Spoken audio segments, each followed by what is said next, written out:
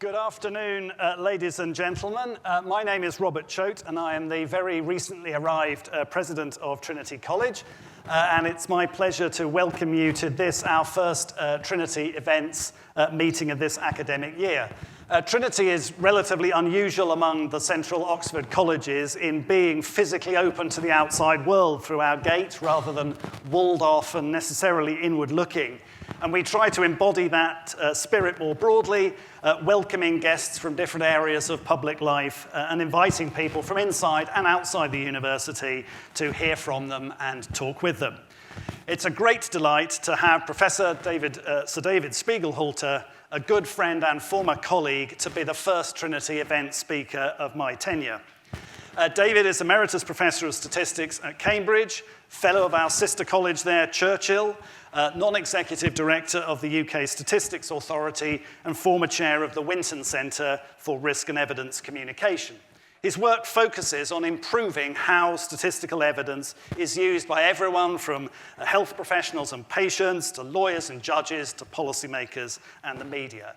He's played a crucial role in high-profile public medical inquiries, including the NHS infected blood scandal and the Bristol Royal Infirmary inquiry.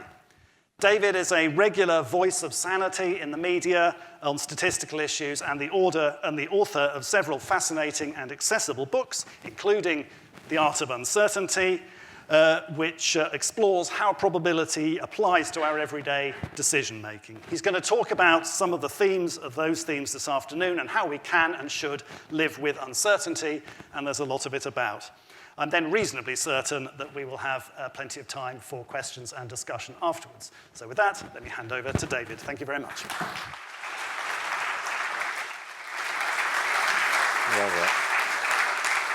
Robert, thank you very much for that kind introduction. It's lovely to be here at Trinity College, Oxford. I went to Keble, something years ago, and so we used to wander down Parks Road and press my nose against the gates and see where the gilded youth used to disport themselves on the lawns, rather than the sort of knitted public lavatory up the road, which I was in, but which I am now an honorary fellow of and very proud of.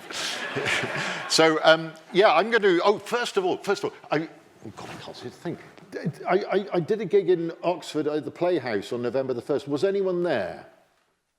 Thank goodness for that, because you would be real mugs if you came to see this twice. It's not the same, actually. That was slightly, I thought, that was for the Science Festival at the Playhouse. I was there just before Dick Whittington, so I thought, so it was full up with jokes, and so there will be a few jokes in this as well. But it was a lighter. This is heavier fare, befitting of an Oxford college. So, but basically, I used to do tricky stuff, statistical methods. I was working on AI, uncertainty in AI in the mid-1980s. So we thought we'd solved it. Never mind.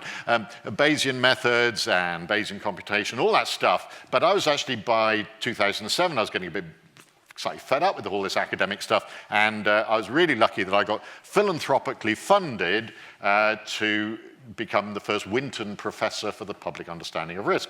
This was David Harding, a hedge fund manager, a friendly billionaire. It's my career's advice to all young people. Find a friendly billionaire and get him to support you to do what you feel like doing. It happened to me. It must be easy, really. So, and that meant I sort of turned into sort of performing statistician. I just deliberately tried to do like Brian Cox did, I suppose, in a less, perhaps a less performative way. But making climate change programs with Hannah Fry there, doing Tails You Win programs on chance on BBC4, when BBC4 used to be really good at having academic-led science programs, in there. Jumping over the big red balls at the winter wipeout course in Buenos Aires, which I got on because I said, I'm Professor Risk, I have a professional obligation to tackle the big red balls. And I did, not very well. And then finally, my main career achievement, apart from winter wipeout, was actually getting on desert island discs, which I did during COVID. So that was, after that, there was nothing else really to do, I suppose. That was it. I could just pack up. And I've written some books. Art of Stats has sold very well. And that's my new book. I'm going to small pause while I do my lace up. Otherwise, as Professor Risk, I shall fall over and injure myself, which would make a good headline, but one I would rather avoid.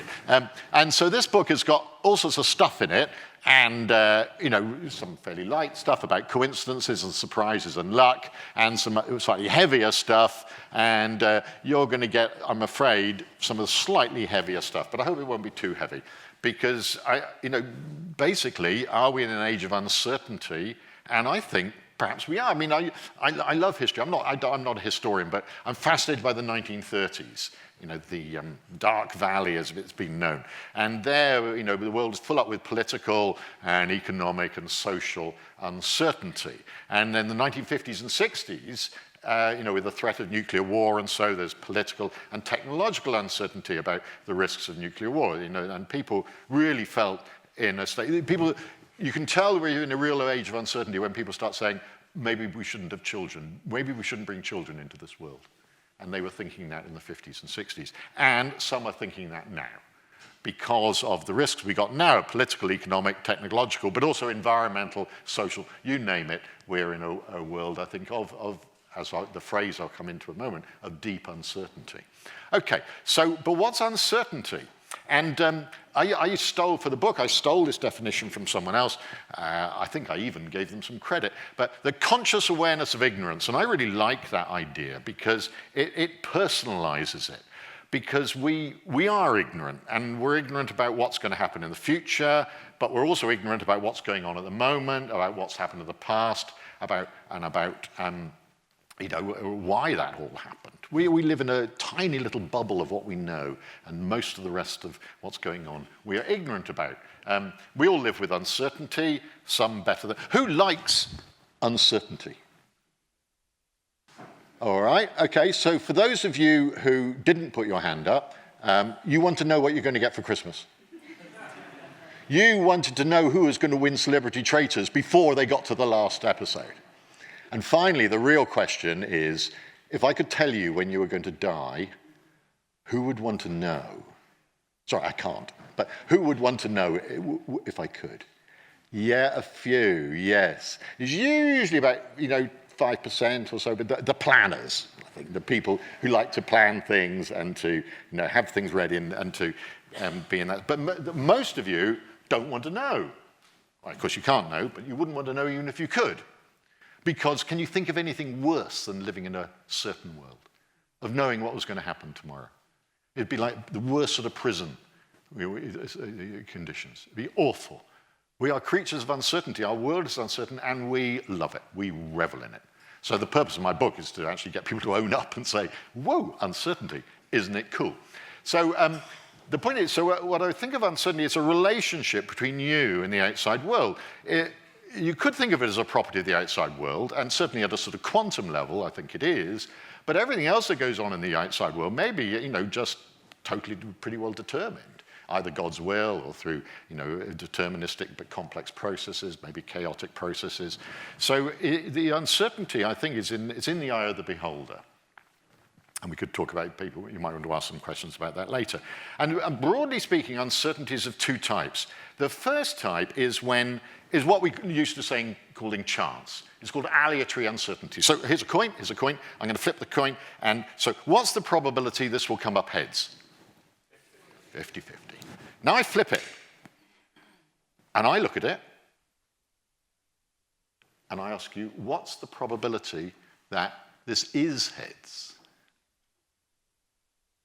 It's a bit grudging. I got a 50-50 there. The rest of you think it's 50. Your probability is not mine. Your probability is 50-50. Now, this is epistemic uncertainty, and soon I'm going to test you on your ability to whether you know your epistemic uncertainty. It's lack of knowledge. It's what we don't know. And probability, I believe, and people who follow what's called a Bayesian persuasion believe that you can use probability just as well for epistemic uncertainty as you can for chance. It's all uncertainty. Doesn't matter. The source is irrelevant. But the other thing I should say is that, Robert, could you have a look at that coin? Turn it over. What do you see? Heads. Two heads. Yeah, It is the most beautifully made and strictly illegal two-headed £2 coin. There's two queens on the coin. It's really lovely. And absolutely beautiful, strictly illegal. I gave a talk at the Bank of England once and did this. And I thought, whoa, what maybe this is not such a good idea. But what that showed, of course, is that you were so cocky with your 50-50 at the start, weren't you? No, you were wrong. You shouldn't believe me. You trusted me. Even that first aleatory probability was wrong because it was all based on assumptions. So that's one of the things I want to emphasize all the way through this talk, is that any assessment of uncertainty we make, whether we put it into probabilities or not, is all based on our assumptions and our judgments. There's no such thing as the probability of anything. It's always based on judgment, even if you have a complex statistical model. Okay. I like putting uncertainty in numbers. I'm a statistician, and so when people say something could happen or this might happen, I say, what do you mean? 1 out of 100, 10 out of 100, 50 out of 100? What do you mean by it? I don't like this might, could, perhaps. No, come on, let's be concrete. Because this is dangerous. One of the examples I use in the book is the Bay of Pigs, which, if you remember, in 1959, Castro took over Cuba, and immediately the CIA started planning an invasion by 1,500 Cuban exiles, armed by the CIA. They had planes, they had tanks, they had everything. So they thought, wow, this is cool. But no, US Army didn't know anything about this, and Kennedy didn't know anything about it until he became president. And then he found out about it, and he thought, whoa, let's ask the Joint Chiefs of Staff to assess whether they think it's a good idea or not. And they didn't think it was a very good idea. And amongst themselves, they thought, really 70% chance of failure, maybe 30% chance of success. Now, for reasons that they deeply regretted afterwards, by the time the final report got to Kennedy, the numbers have been taken out and they've been replaced by a phrase that a fair chance of success. What? By which they meant not very good. I don't think of that as not very good. Kennedy approved the invasion. That was not the only reason. And it was a complete fiasco. So there's Castro jumping off a tank. They're all killed or captured. Absolute shambles. Endless post-mortems about the groupthink. How did this ever happen? How did we do this? And intelligence services learned from this. So they learned that words are very easily misunderstood. And where possible, if they can, it's best to at least roughly define those words in terms of numbers to match them across. So if you work for MI5 or MI6 and you use the word likely, you must mean between 55 and 75% probability. You must mean that. And the reason I know that is I gave a talk at MI5 and all I got was this lousy mug. Need a refill. So this is an official British intelligence mug.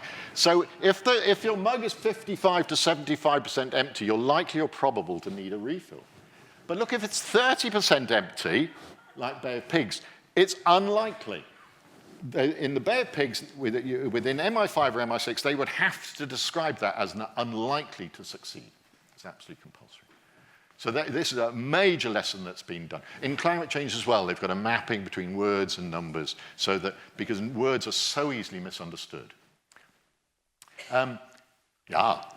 The Americans learned as well. 50 years later, another president was faced with another really difficult decision because intelligence came in that Osama bin Laden was in the compound in Abbottabad. Now, it wasn't an absolute definitive identification at all. Multiple strands of evidence triangulated, but there was a lot of uncertainty. And Obama did a few brilliant things. He got multiple independent teams to examine the evidence, and he got them to assess a rough probability that bin Laden was in the compound. Note that this is pure epistemic uncertainty. Either he's there or he isn't. It's just they don't know. So this is pure epistemic uncertainty. And as Obama was later quoted as saying, some thought it was only a 30 to 40% chance. It's really pessimistic. And others were really gung-ho. Yeah, let's send in the SEALs. 80 to 90% chance he's there. And so they discussed all of this, and Obama said, this is basically 50-50. I hope he didn't say that because, well, either he's there or he isn't, so it must be 50-50. I don't think so. I don't think so. This was a lot more sophisticated.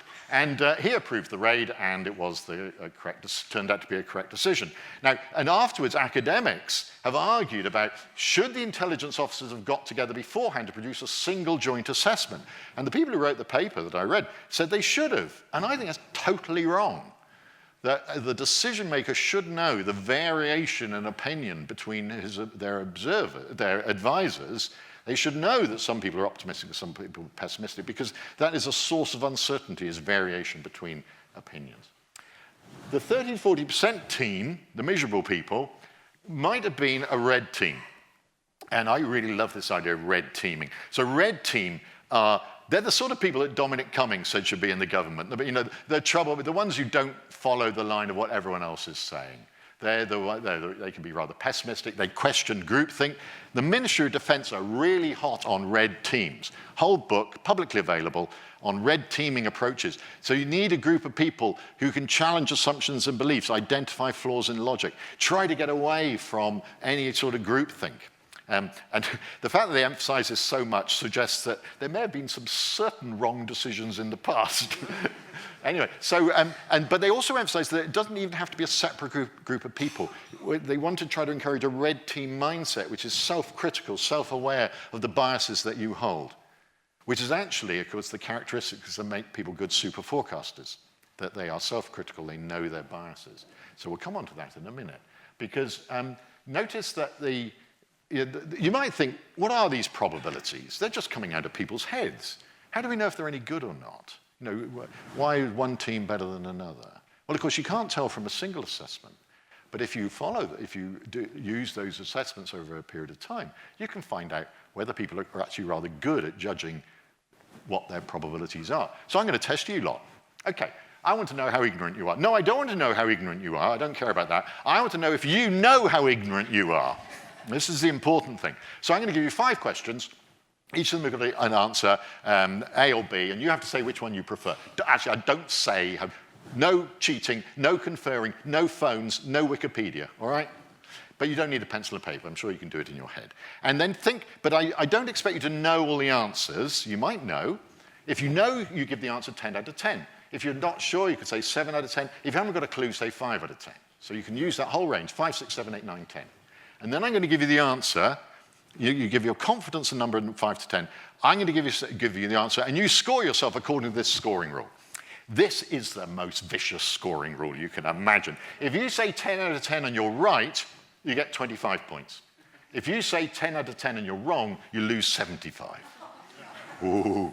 It's deliberately designed to try to get away from overconfident, oh yes, swaggery predictions. This is used to train people to stop being overconfident. If you say 5, you just stay where you are on 0. If you say 7, you get 16 if you're right, 24 if you're wrong. I'm sure you can do this in your head. Right, first question, who's older, the Prince of Wales or the Princess of Wales? William or Kate, who's older? No conferring, no phones, no Wikipedia. It's either one or the other. You say which one, if you had to bet, which one you'd bet on, but how confident are you in your answer? Okay, have you done that? And the answer is? Kate. She's 6 months older. If you said William 10 out of 10, you've got off to a really bad start. All right, next question. Which college was founded first, Trinity College, Oxford, or Jesus College, Oxford? I'm going to test you on this one. Does the new president know? I shall find out his score afterwards. Okay. Trinity. Yeah. There's 16 years in it, so Trinity. I thought I'd do a nice one like that. Okay. Which capital is further north, Brussels or Kiev? Which is further north, Brussels or Kiev? And how confident are you in your answer? If you don't know, just say 5. It's fine. You just stay where you are. Okay, and the answer is? Kiev. It's a really nasty one, that one. It's a really horrible. Look, just a smidgen, but it's further north. You wouldn't believe it. Okay, which is taller, Magdalen College Tower in Oxford or Radcliffe Camera in Oxford? Which is taller, the Radcliffe Camera or Magdalen College Tower? And how confident are you in your answer? And the answer is A, because it's the tallest thing in just. They should stick a thing on top of the Radcliffe Camera. Come on, it wouldn't need much. Okay, finally, which film has the highest IMDb rating when I did this question yesterday? In other words, the most voted with the highest ranking. Terminator 2 or The Lion King, the original Disney cartoon. Terminator 2 or The Lion King? Which one do you think is going to hire IMDb? They're both two brilliant films. I would find this quite difficult. I hope you find it difficult. And the answer is? It's so close. You see, I really mean these questions. Okay, so you've done that, and I won't interrogate the president about his score. So can I ask, who got positive score at the end of all that? A minority got positive. Did anyone get 50? No, right, well done. Okay, who got a negative score? Now, yeah, that's the majority. You do realize that if you just sat there like a rather self-aware chimpanzee and pressed 5 every single time, you'd have done better than you did. If you just admitted that you just didn't know, you'd have done a lot better. Okay, and I won't start asking who got the lowest score. That's a bit mean, although I would be curious. The point about these things, you can kind of think of this as a bit of a joke, and not a joke at all. These exercises are used to train intelligence analysts using almanac, these sort of general knowledge questions, because what they want them to be is when they come to assessing probabilities of real things, of what's going to happen in 6 months' time in the Ukraine-Russian war or anything like that, they want people not to be overconfident and cocky. And this really trains you out of being overconfident. This really makes you, it trains you into some humility, this does. Really brilliant for that. Okay, mathematical question. What's the formula behind the score? The scoring rule. What's the formula? It's quite tricky to see in that form, but so I'm going to change it into a different form. I'm going to say, well, the most you can get is 25. So what are you losing for each sort of error? You're losing 1. If you lose nothing if you get that. 1 if you just 1 out. You're losing 4, 9, 16, 25, 36, 49, 64, 81, 100. What's the pattern? They're the square numbers, 1 squared, 2 squared, 3 squared, 4 squared. And it's just squared error loss, which is a standard loss function that people use for predicting quantities. It's absolutely standard. But it was a brilliant weather forecaster, Glenn Brown, in 1950, who realized they could use this to score how good probability, because the US was so far ahead of us in issuing probability of precipitation numbers. They were doing it in 1950. And this is the scoring rule that's still used for weather forecasters doing probability of precipitation. It's the scoring rule that's used for all the super forecasting competitions when people are putting probabilities on future events. It's a work of absolute beauty. It's got great theoretical properties that I won't go into at the moment. Okay, so what I'd like to move along now is that we're trying to move, people say, oh, well, we should be rational. Why are people so irrational? I hate the word rationality. It hardly features in the book. So I'd like to first of all argue why this is nonsense to try to be rational. Because I have taught the theory of rational decision-making for decades. I learned it here, just up the road. I was taught that in the third year. I did 2 courses. One on Bayesian decision theory and one on sequential decision theory in the third year when I was 20. I learned all this, and now I realize it's all wrong. So because according to the rational theory of decision-making that I've taught all my life and everything, you have to be able to specify all the options, all the things you could do. You have to specify all the possible futures under each option of what might happen and value them according to what they're worth. Then you have to give probabilities for all possible futures under all options. You have to put those numbers on it. Then you have to calculate officially the expected value under each option, and then you choose the option that maximizes the expected value, expected utility. The SEU model, beloved of rational economics.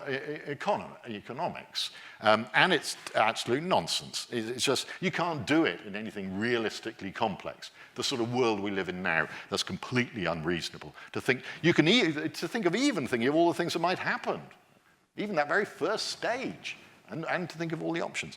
So I've taught all this stuff, and it's nonsense. Okay, so what do we do? Well, if we go back 100 years, something that economists, you may realize I sometimes have a slightly negative view of economists, but never mind. Let's not pick on anybody. Yeah, let's pick on them. Economists love this idea of Knightian uncertainty. Everyone always talks about Knightian uncertainty. Because 100 years, 1921, more than 100 years ago, Frank Knight, an economist, tried to make a distinction between what he called risk and uncertainty. Risk he called quantifiable and objective, from logical reasoning, like dice, symmetric dice, or established statistics like car insurance. So in other words, really well understood things where we could be confident about the numbers, we knew what was going on.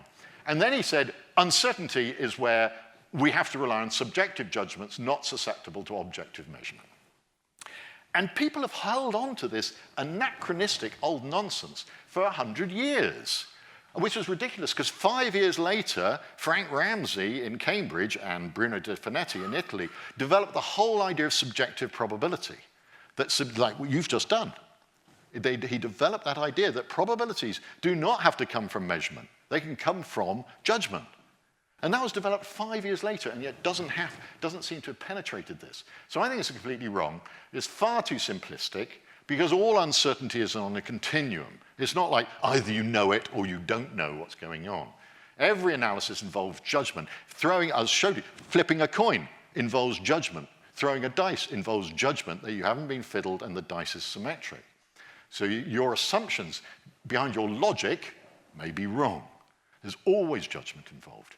So this is the pattern I like more that I use in the book, that actually, when we got faced with a problem, whether as an individual or whether as a society or whatever level we're working at, think about where you are in this continuum. I mean, I broadly blocked out 4 quadrants, but it's not one of these. You're somewhere along here. And along here you come, do you know what could happen? Yes, you're throwing a coin, a dice, yeah, I can list the possibilities. Down here, your guess is as good as mine. I don't know, future of AI. I mean, really, can we guess what would be the future of AI in 50 years?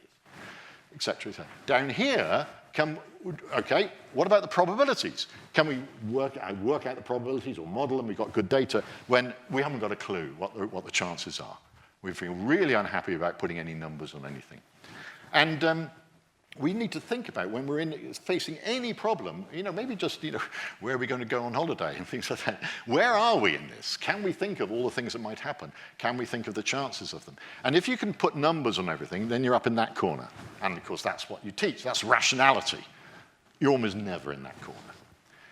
The next one down is down here, where we can actually list what might happen, but we haven't got much of an idea of the chance. So we can just give very rough probabilities or a ranking or something like that.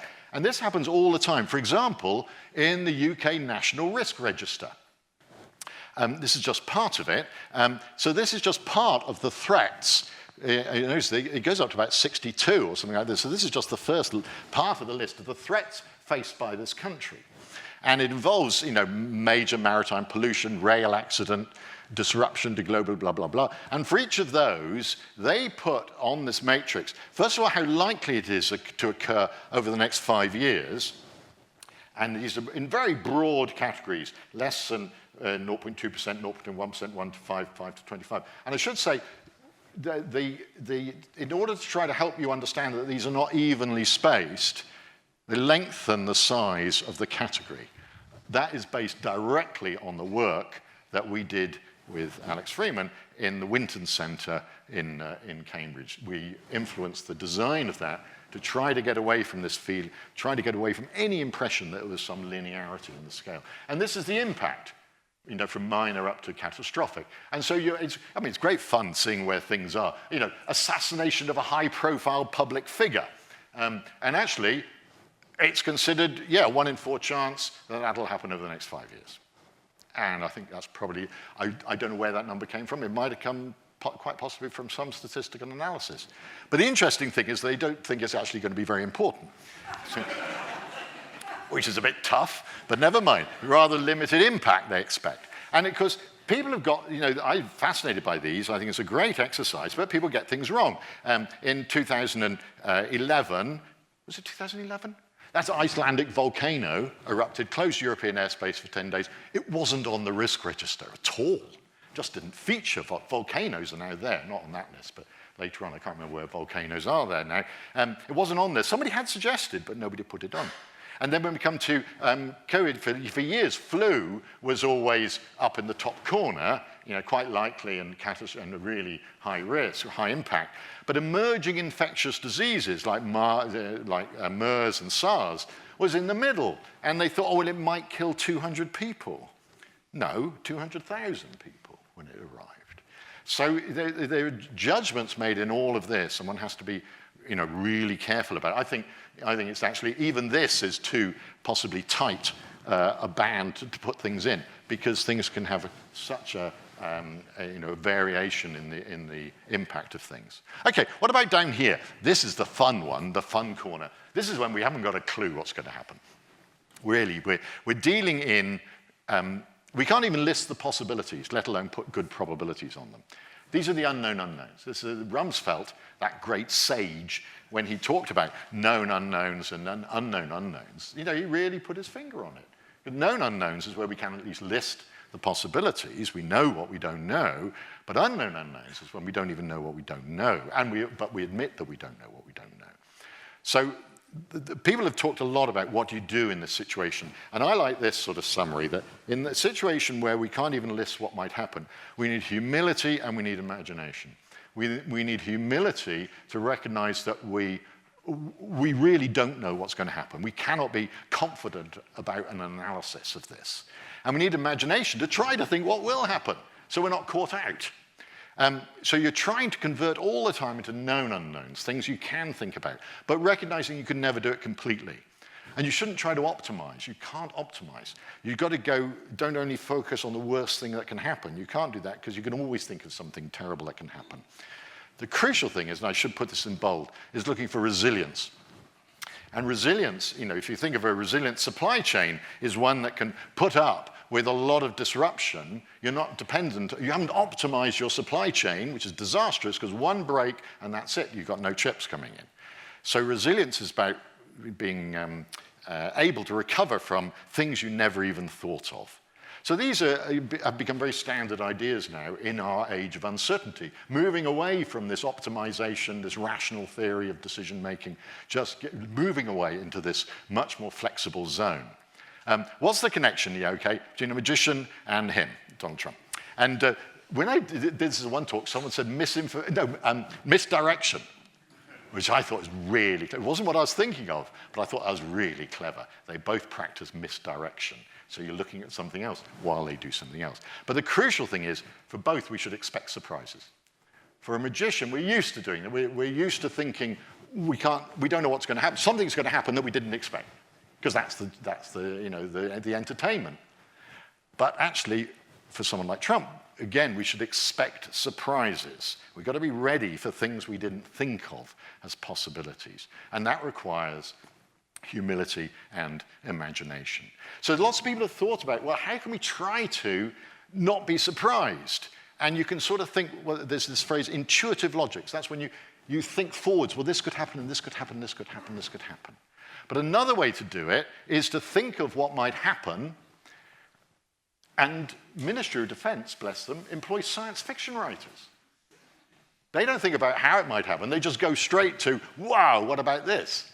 And there's some great stories in there. There's one about a drone attack on London that's disguised among the massive commercial drone traffic, which is extremely good. And, it's a bit like, what Ukraine did to Russia. So, but this is the other idea, is to think of extraordinary things and then think backwards about how they could actually happen or how they could be prevented. So there's two ways for you. You can go forwards or you can go backwards. And I quite like this backwards one. But again, it needs imagination. I'm hopeless. I've got no imagination. I couldn't do it. So this is the final quadrant, which you might think is quite strange. This is when we can't say what's going to happen, but we can put probabilities on it. What? Who would do that? How could you do that? Well, the people who do that are the Bank of England. The Bank of England do that because they produce a fan chart for future growth. And I love the fan charts. This is a 30% interval, and a 60% interval, and a 90%. Where's the other 10%? Somewhere. They don't model the tails. It could be anywhere down here. Or anywhere, less likely to be anywhere up there, to be honest. But down here, it could be anywhere. And look what happened in COVID. GDP dropped 25% in a quarter. And the Bank of England, which was way outside the fan, of course, it was 25 standard deviations outside the fan, which, it's got some resonance. And they could say, well, that's all right. Bank of England, we warned you. We warned you. There's a 1 in 20 chance it could be anywhere down here. I always say they should have here lie dragons down here or something, so nasty things that might jump out at you, because that's what they're trying to do. They're trying to get institutions to be resilient to extremes that you haven't even thought of. So I think I really love this idea of the unassigned. Essentially, you're giving 5% probability or 10% probability to something else, none of the above. That is really lovely. Okay, so what about, how am I getting on? Oh, well, communication. Oh, yes, I want to talk about this. I want to get on, but I want to leave time for some. Oh, I'm not doing too badly. Right, leave time for questions. I get asked all the time about communication, and how do we communicate risk and uncertainty? And I'd say, well, there's no correct way to do it. You need to work out who your audience is and decide what's important for each audience to understand and try different methods to see which works. And that generally means you need multiple layers. You need maybe a top level with just a gist, and then you need another level with more detail, and then a final level with a more serious explanation. You need to you can use words and numbers and graphics, because some people are like one and not the others. But the overriding factor that I push all the time is this idea of trustworthiness. So that's going to be the theme of the rest of my talk. Because I often get asked, how can we get people to trust scientists? I'm going to some workshop, how can we get people to trust scientists? It comes up all the time. And I reply, that's the wrong question. I'm not going to try to answer that question. That's the wrong question to ask. And my influence, everything I've learned about this comes from this lady here, Professor Honora O'Neill, Baroness Honora O'Neill, who Kantian philosopher, brilliant on trust. And she did the Reith Lectures on Trust. Beautiful, beautiful book, little book there. And she says organizations should not be aiming to be trusted, to increase trust. They got it the wrong way around. You shouldn't be trying to persuade people to trust you. No, you should demonstrate trustworthiness. Such a simple idea, both ethical, duty ethics, or whatever. I've never read any Kant, but I think I understand that's what it's about. That you should demonstrate. It's up to you, the expert, to be trustworthy. And then people might offer up their trust, and actually the evidence suggests they will if you are trustworthy. But that's not the point. The point is just to be trustworthy. So you switch it round to the scientists. Are you being trustworthy? And it's a whole separate talk I give on the untrustworthiness of a lot of science communication. So Code of Practice of Statistics, this has just come out. For those of you who have trouble sleeping, I recommend getting on this. But the UK Stats Authority, I'm a non-exec, chair, and the Office of Stats Regulation, which is a lovely, brilliant body, just produced this. So this is the thing that says how official statistics need to be discussed and shown to the public. And it carries quite a lot of weight, because if people disobey this, they get absolute public bollocking, and they don't like it. No, the departments don't like it, ministers don't like it. And the crucial thing about it is that the whole Code of Practice of Statistics is based on 3 elements: trustworthiness, quality, and value. It's called the TQV structure. So trustworthiness is the number one, I like the order for this, number one criteria for official statistics in this country. And that is directly influenced by Honora O'Neill, professor of philosophy. They're not just numbers, but reliable tools for understanding the world. So the trustworthy communication, well, what is it? How can we provide some guidance? And our Winton Center team, in the middle of COVID, where there was a lot of untrustworthy communication from all sides, including the government, came up with we actually got a paper in Nature, a commentary in Nature on this. And we came up with we spent ages trying to distill this to 5 sort of bullet points. And these are the 5 we came up with, which I think have stood the test of time pretty well. Number one is that, and this is what you should ask when you hear a claim or someone discussing stats or evidence, ask, are they trying to inform me or are they trying to persuade me? Number one thing, whether on the news or anywhere else. Are they trying to inform me? Because if they're trying to persuade you, they're trying to get you to buy something or think something or do something, or are they actually trying to improve our understanding, raise the level of the argument, empower me and others to make better decisions? And that's what you should be doing if you're trustworthy. That requires you to be balanced, not a false balance or climate change. Yes, no, let's have 2 people on. But balanced in that you reflect that there are winners and losers, There are benefits and harms of every treatment, and so on. You've got to be upfront about the uncertainties, which I would say that, and how good the evidence is. Really, have we got very good evidence or not? This is the one I quite like, the pre-bunk misinformation. You should also get in there and say what the evidence does not mean. Try to head off the false claims before they start being made. I think that's a really nice one. And if you look on the Code of Practice, which has just come out, you see these ideas reflected. The first one is the impartial and balanced. Do present and use data and statistics objectively, being impartial and professional. You're not going out to try to persuade somebody of something. You're actually reflecting what's in the data. Do clearly describe the quality of data and statistics, including uncertainty and bias in estimates and impacts and appropriate interpretation and use. So you've got to be upfront about limitations in the quality, how good the evidence is and the uncertainties. I love this one. Do not use statistics, data, or wider analysis in a misleading way. This includes not cherry-picking figures. Boris Johnson, this is you. Taking figures out of context or placing undue certainty on them. Really sound stuff. And this is a good one. Take proactive steps to prevent or minimize the risk of misinterpretation or misuse. That's the pre-bunk misinformation. And that's just part of it. Isn't that cool? Wouldn't we love to see everything we hear going through a filter like that? So, it's really a great thing. And we put this into practice, and with John Aston and Alex Freeman, now Baroness Alex Freeman, sitting in row 3, during COVID. And now Sir John Aston. My goodness me, everyone gets promoted when they do this stuff.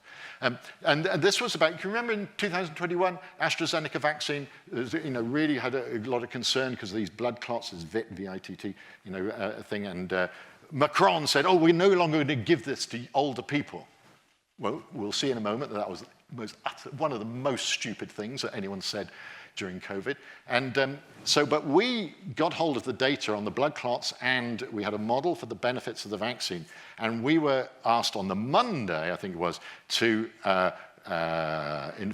help Jonathan Van Tam, who was going to be describing all of this on the Wednesday. Because he was going to recommend that this wasn't given to young people. And we produced this graphic. And Alex produced that graphic, but it was based on, I think it's brilliant. It's based on years of work and experience of producing graphic. The point about this, there's a number of ways in which this is reasonably trustworthy. The first thing is it reflects benefits on this side, ICU admissions avoided, and harms on this side, benefits and harms. And you can see, and the other thing it really reflects is the importance of age, because age wasn't emphasized enough in COVID, that age was massively important. An 80-year-old was 1,000? I think it was 10,000 times the risk of an 8-year-old from COVID. So in terms of the benefits of the vaccine, they're really high for older people. I was in that category then, I'm out of it now. And so the benefit-harm ratio balance is really clear. Jab it in me. As you get younger, the harms actually start outweighing the benefits. So JVT, Jonathan Van Tam, who's enormously, he was trusted because he was trustworthy. We thought, God, he's not actually using that, live on BBC and explaining. It took ages to explain it. And we now know you can explain this to anybody if you take a bit of time. He took his time, treated the audience with respect as if they're intelligent human beings, went through it in detail, and they said, we're not giving the vaccine to the younger people. And it later went to 40. And everyone said, thank you very much. No pushback, no accusations of U-turn, complete acceptance of his argument because he was trustworthy. He said he provided the evidence for what the policy was going to be, et cetera, et cetera. For us, I suppose the best feedback of all is that everyone copied the graphic. A lot of them messed it up, I think, really. I think still ours was the best. But it was, it was a simple infographic. Well, it couldn't have been any simpler as an infographic, I don't think. We boiled it down, but could have made it more complicated, could have put some uncertainty around the blobs, but it wasn't any point in doing that. So that, for me, was an example of what should be done in these areas. So just to say, communicating in a crisis is slightly different. And again, just like in Nora Neal, I take my inspiration from people who just have thought about this and got it right. And this is John Krebs, Lord Krebs, who was head of the Food Standards Agency, chair of the Food Standards Agency, and was doing the public announcements during chaos and disaster. He just said every year he had a crisis. It was going to be foot and mouth and BSE, mad cow, and then it was scrapie and sheep, everything, one disaster after another. So he got really used to talking to people about this, and he got this little playbook here, which I think this should be tattooed on everybody who's communicating with the public. And first of all, you say what you know, and then you say what you don't know. You follow it immediately with what we don't know, our ignorance, our uncertainty. Then you say what we're doing to find out. We're not saying, oh, well, we don't know. No, we're doing this research, we're doing the surveys, we're doing these trials, et cetera, et cetera. And then you tell what people can do in the meantime, and they may want to be on the safe side. Maybe they don't want to eat lamb or something like that. We think it's all right, but and that's all sensible. The fifth one is the most important of all. The advice will change. The provisionality of what he's saying. Things will change. We will learn more and we will change. This is the one that politicians find completely impossible. This is not in their mindset whatsoever to ever say that anything they do is provisional until they know more. And so at the beginning of COVID, we had all the hand washing and the wiping surfaces. Within about 3 weeks, they pretty well knew that was pretty much a waste of time. Couldn't say so, because that was the thing that you had to do. And it was all, fresh air was far more important. But it wasn't until nearly a year later that fresh air started coming into the advice. And people were still wiping surfaces and all this stuff. So that idea of provisionality is incredibly important and very lacking. So, conclude. Handling uncertainty requires blah, blah, blah, blah, blah. Yeah, etc. Yeah, worthy stuff. Yeah, okay. So just I better finish now. Why this cover? Why has it got a double-yolked egg? Well, it's because once I bought a box of eggs, and they all were double-yolked. Look at that.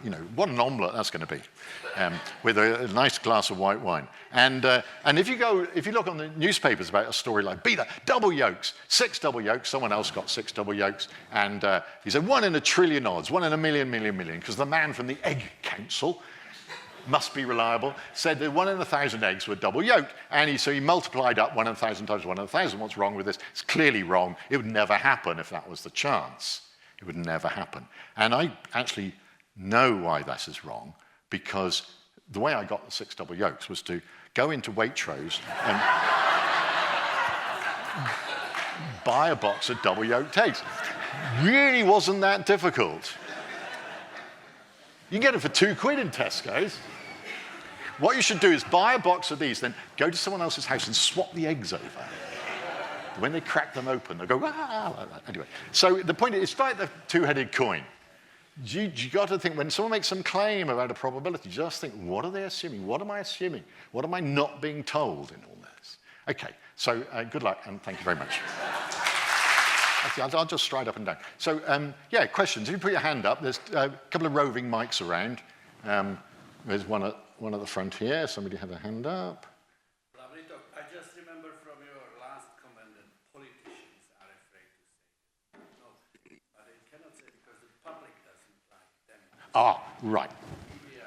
Yeah, okay. Yeah, I know. So the questioner says, politicians don't like to say they don't know because, or provisionality, because they get accused of not knowing and you're doing U-turns and so on. That there's they don't like to say uncertainty. This is, I think, actually wrong. It's a myth that the public don't like uncertainty. They want everything to be delivered with certainty. People are not stupid. They are not stupid. They can handle uncertainty. All the evidence, the randomized trials that our team did and other people have done, shown that people can understand uncertainty. And if you do acknowledge uncertainty, they trust you more, especially the people who are most skeptical. So by just declaiming, okay, here's an example. Vaccines are safe and effective. I think that is the worst message. It's misinformation. And yet it's delivered vaccines are safe and effective. It's the standard message that's delivered by experts in this area. It is wrong. They are not completely safe and they are not completely effective. And we showed that in our graphic. But if you keep saying vaccines are safe and effective, and then they're shown to be not completely safe and not completely effective, people who are skeptical will just say, well, you lied to us. You said they were safe and effective. They're not safe and effective, completely safe and effective. So you reduce your trust by giving this one-sided message. And we showed that if you actually, for vaccines, if you do give a more balanced message, you increase the trust from the people who are most skeptical of vaccines. So if you, just by repeating this simplistic, childlike message to audience, you make it worse. And so every time I hear that phrase, I want to scream. Anyway, there's one up there. If you can get to just behind you on the balcony, on the what's-my-doodle. Yeah, okay. Thank you. Hello, great. Say in the public health context, I'm wondering if you have any comments on the ethics of investing resources in trying to prevent a risk that's very low probability but very catastrophic potentially, or something that's much more probable but much less catastrophic. Give a concrete example. Say a laboratory leak. So, the Trump executive order last year on very high-risk biosecurity research talked a lot about the risk of accidental escape of engineered pathogens. Yeah. So say focusing on something like that as opposed to naturally emerging pandemic threats. Yeah, I mean, it shouldn't be just one or the other. I mean, the point is that you should be looking at the evidence and weighing them up. And unfortunately, for a lot of Trump's executive orders, I don't trust that they've actually looked at the evidence properly about what the threats are. But I mean, the other thing is that we know that people are so influenced about the feeling associated with a particular threat. Nuclear waste disposal. They can stick it in my back garden for all I care, but yeah, put it in there. And yet people are obsessed about it. About what happens to this nuclear waste disposal, because it's got nuclear, it's got radiation, it's got all those emotive factors, fear factors in there that drive people's emotions. So vast amounts of money are spent on this to avoid what is actually a negligible risk. And the same thing, but actually in the end, you can get more rationality. The railways, for example, which are staggeringly safe, we're considering at one point putting on an extra automatic braking system that's going to be very expensive. And it worked out, unbelievably few people get killed in rail accidents. And it would have cost a fortune to actually have almost minimal effect. And they decided not to do it. So there's an example. Although people really don't like rail accidents, I mean, quite reasonably, but there is a big public outrage when rail accidents happen. But it doesn't mean that you should just be spending infinite resource to. I'm sure I haven't really answered your question. I think the main thing is that if it's to do with a Trump policy, I don't think, I can really... Just an example. Yeah, thank you. Answer rationally about it. Yeah. Oh, he's got a microphone. Yeah. So brilliant stuff. Age of uncertainty, but in the round, is it getting more uncertain or less uncertain? Oh, I think we should vote on that. Who thinks it's getting more uncertain? Yeah, I think majority. I think we generally feel it's getting more uncertain. But everyone's thought they were living in an age of uncertainty. That's why I try to weigh up these other periods, which are, I think, you look back and think, yeah, that was a particular time when people. And again, my metric for it are people saying, I don't think I want to have children now. That's my indicator for serious age of uncertainty and risk. Yeah. But I think it is getting more uncertain. Yeah. Yeah, I mean, there's science. I mean, AI is a scientific discovery, and it brings in yet more unpredictability into things. Yeah. Is it kind of a microphone at the front? No, he's had his question. Come on, one here. I was wondering how you distinguish between what people will accept as a risk that they take themselves, yeah, or one that is imposed. Oh, massive difference with the imposed and the accept themselves. No, and this has been known for years, the work on psychology, that people feel incredibly, quite rightly, I think, about risks that have been imposed on themselves. Because the other thing is on those, that vaccine one, I think the blobs on each side are not anything of equal weight, because the ones on the left are the ones who actually benefit from the vaccine. They'll never know whether they did benefit from the vaccine. They're purely statistical lives that you benefit. The ones on the right, you can put the names on them. We know who they were. People damaged by a vaccine.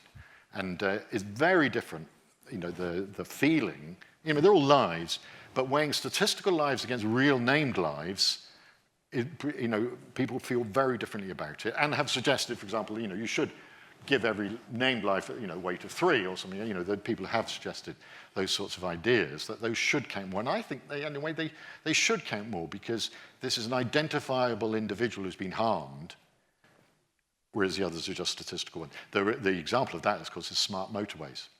Smart motorways save lives, because they open an extra lane, they bring traffic off the A roads. Motorways are the safest forms of roads, and so they actually, by bringing more traffic onto the motorways, they save lives.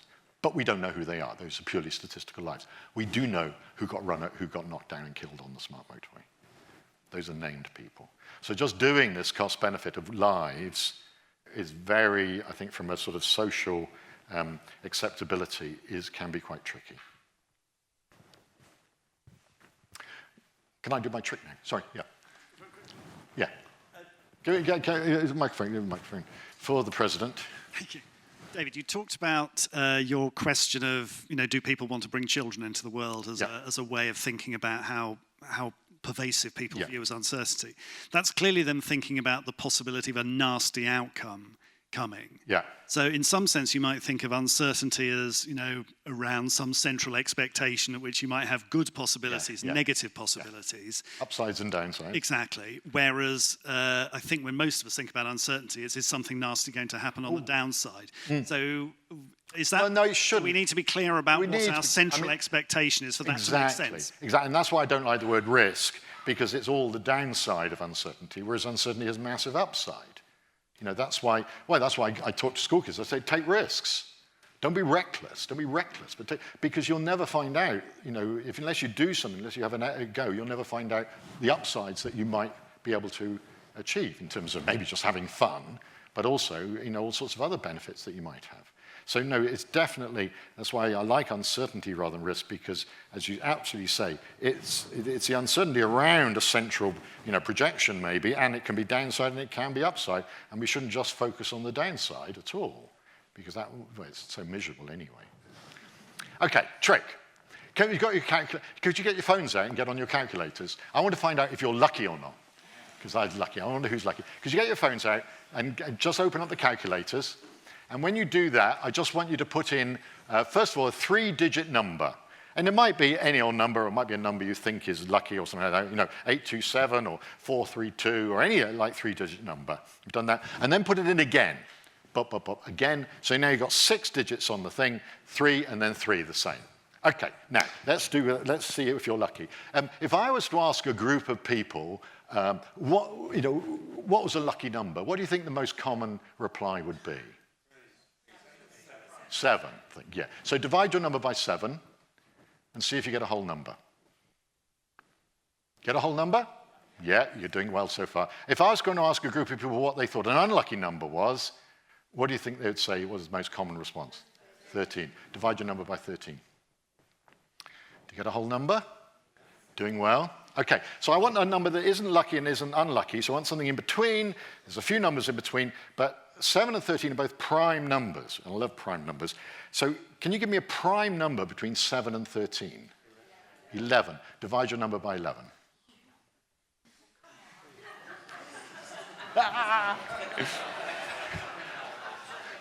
And if you're really lucky, you'll have got the number you first thought of. Thank you very much indeed.